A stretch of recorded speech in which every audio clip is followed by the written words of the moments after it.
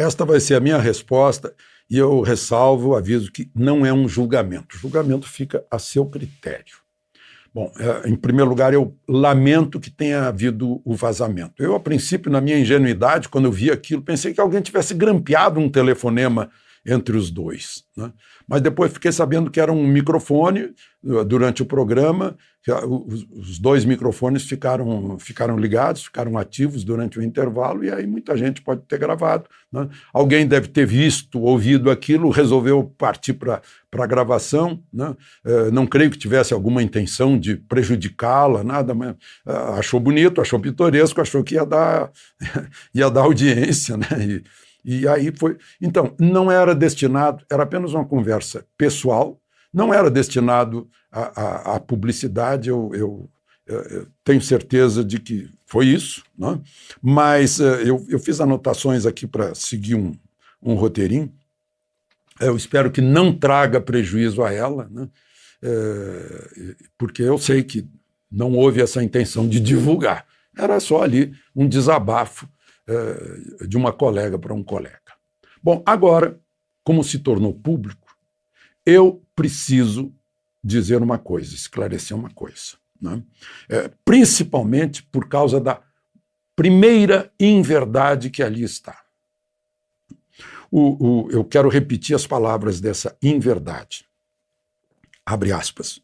No dia em que o Bolsonaro falou em caçar a concessão, ameaçou,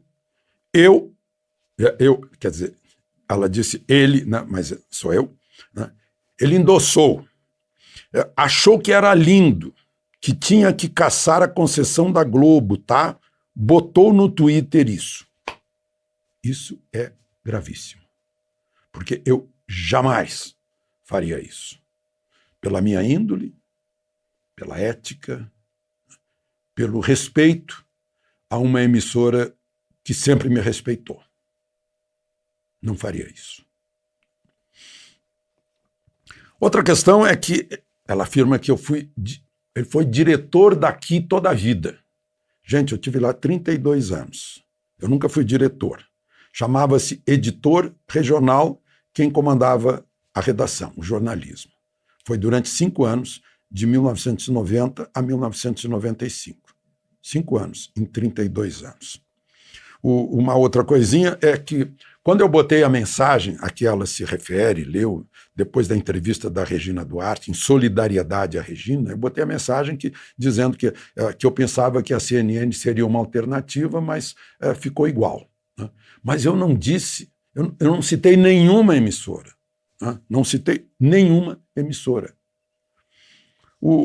Eu gostaria de esclarecer, sim, em outro ponto ali, que está meio risível até, mas, enfim, é bom esclarecer, né? Que eu cobro pouco, sim, para empresas pequenas da minha cidade, Brasília, que me chamam para ser mestre de cerimônias de alguma inauguração, um aniversário da empresa, né? Inclusive a vidraçaria. Eu não tenho nenhum preconceito contra vidraceiro, né? E aí eu acredito que é uma espécie de participação minha no estímulo a essas empresas.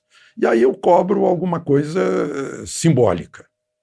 E não cobro do serviço público, porque é dinheiro do público, é dinheiro seu, né, do contribuinte. Como não cobrei agora, acabei de fazer semana passada uma palestra para a Escola de Comando do Estado-Maior da Aeronáutica.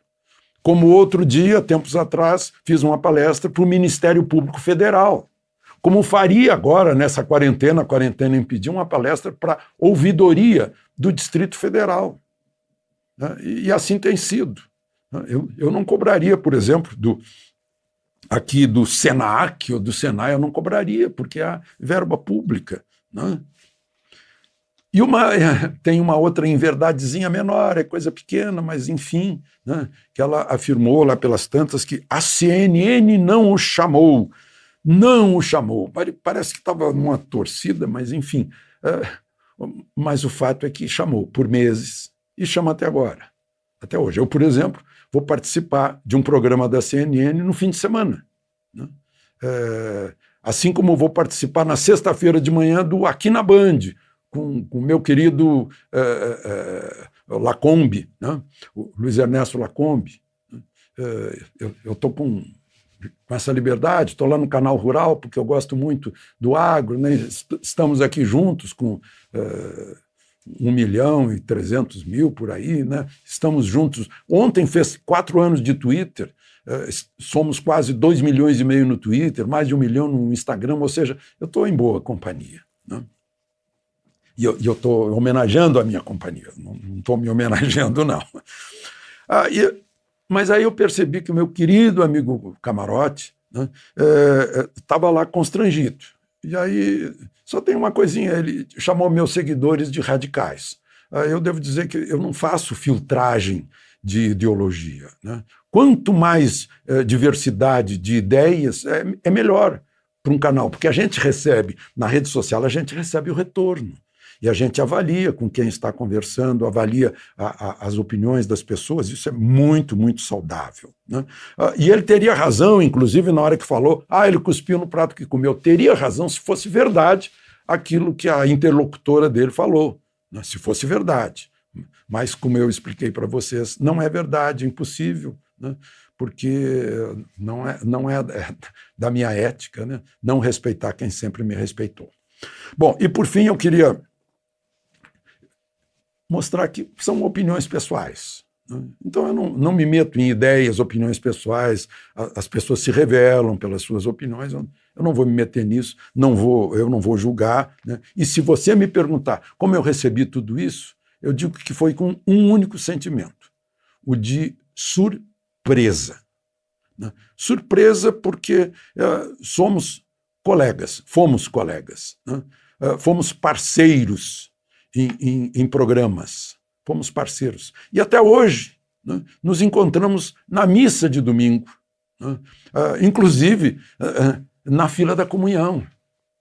E aí, quando eu vejo que eu sou qualificado como ridículo, como gaga, e que eu causo revolta a ela, eu vi que eu fui excomungado, né? Mas, enfim, a gente está em tempos de ter que usar máscara.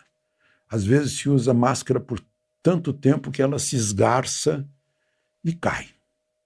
Então eu quero repetir que eu sei que não foi para ser publicado tudo isso, né? Eu tenho consciência de que foi apenas um fuxico. De Brasília, Alexandre Garcia.